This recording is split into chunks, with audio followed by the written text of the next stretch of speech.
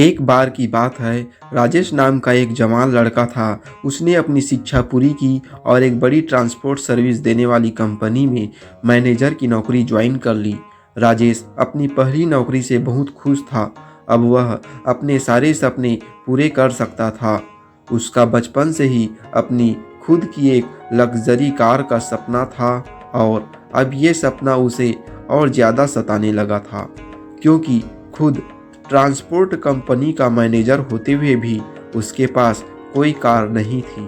उसने हाल ही में नौकरी करना शुरू किया था, इसलिए उसके पास कार लेने के लिए पर्याप्त पैसे नहीं थे। फिर भी एक दिन उसने अपने पिता से इस बारे में चर्चा की और कार को लेकर अपने विचार पिता से कहे।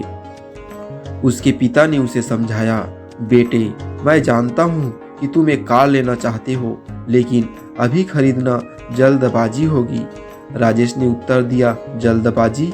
मैंने सोचा था कि आप मेरे इस फैसले से बहुत खुश होंगे।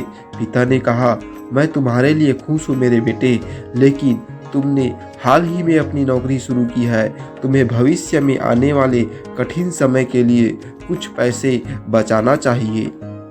इसके अलावा कार खरीदने से पहले कुछ समय इंतजार करना चाहिए और कुछ पैसे डाउन पेमेंट के लिए भी बचाना चाहिए, न कि इसे पूरी तरह से ऋण पर खरीदना चाहिए।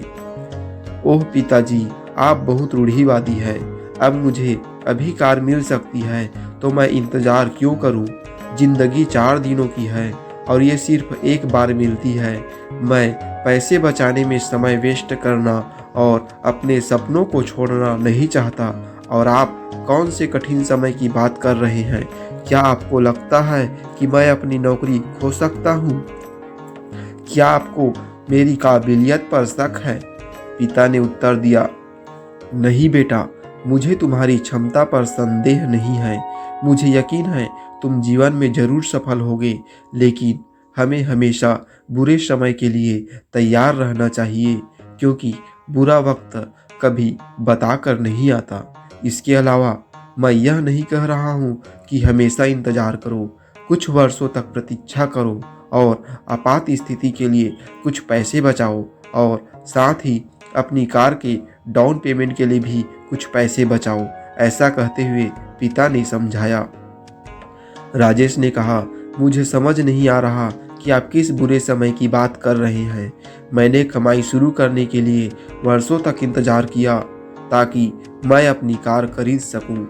मैं अब और इंतजार नहीं कर सकता। राजेश ने घर से जाने से पहले कहा। राजेश ने कार लोन लेकर आगे बढ़ने का फैसला किया। उन्होंने ऋण के लिए आवेदन किया और उसे तुरंत मंजूरी दे दी गई। अब वह अपनी कार का गौरवान्वित मालिक हो गया। उसे सफलता महसूस हुई। अब उसका सपना पूरा हो गया। एक दिन जब वह उठा तो उसने एक नए वायरस के बारे में खबर पढ़ी जो पूरी दुनिया में फैलना शुरू हो गया था। वो संक्रामक था, एक इंसान से दूसरे इंसान में फैलता था। इस नई बीमारी का कोई इलाज कोई नहीं ढूंढ सका। हर कोई डरा हुआ था। धीरे धीरे ये वायरस हर देश में फैलने लगा।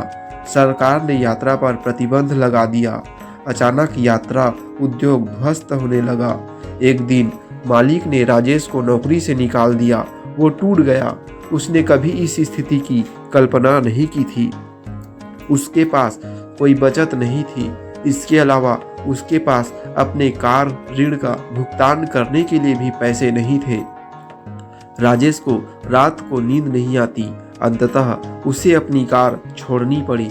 स्थिति इतनी खराब थी कि उसे अपना जीवन चलाने के लिए अपने दोस्तों से पैसे उधार लेने पड़े। उसे अपने पिता की सलाह याद आई और उसे कुछ भी बचत न करने और बहुत अधिक कर्ज लेने की अपनी गलती का एहसास हुआ। इस कहानी यही शिक्षा मिलती है, याद रखें, आपातकालीन और कठिन समय के लिए हमेशा बचत करें।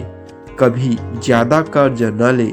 अपने वित्तीय लक्ष्यों की योजना जरूर बनाएं, क्योंकि बुरा समय विपरीत परिस्थिति कभी बता कर नहीं आती। दोस्तों, ये कहानी आपको कैसी लगी कमेंट करें। इस वीडियो को लाइक शेयर करें, साथ ही मेरे चैनल को सब्सक्राइब करें। पूरा वीडियो देखने के लिए बहुत बहुत धन्यवाद।